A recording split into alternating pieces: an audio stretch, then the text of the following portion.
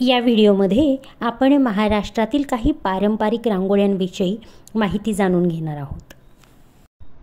हे स्वस्तिक चिन्ह प्रामुख्याने महाराष्ट्रातील रांगोळीत बनवले जाते।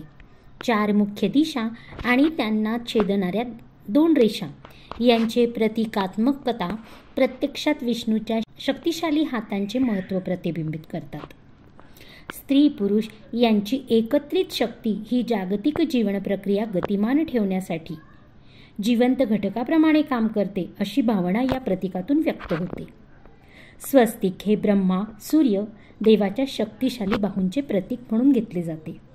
ही रांगोळी स्वस्तिक चिन्ह चौकोनी स्वरूपात सादर करते। विविध आकारांचे ठिपके किंवा दुमडलेल्या पाकळ्यांच्या काल्पनिक आकारांनी ही रांगोळी भरलेली असते।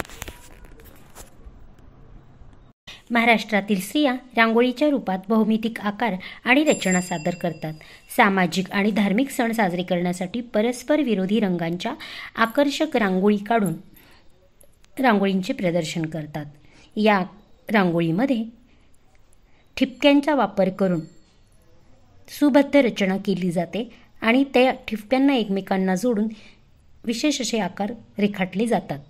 महाराष्ट्रातील घराघरात प्राणी, फुले व फुलांचे नमुने, पानाफुलांचे नमुने असलेली सचित्र रांगोळी काढली जाते।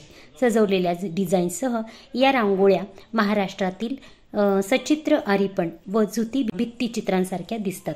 विशेषतः या रांगोळ्या भिंतीवर काढल्या जातात। शेणाने भिंती सारवून किंवा मातीच्या भिंतींवरती ही सुरेख रांगोळी रेखाटली जाते आणि त्याच्यावरती रंगकाम केले जाते। मुख्यत्वे गिरूचा किंवा पांढऱ्या चुन्याचा वापर केला जातो।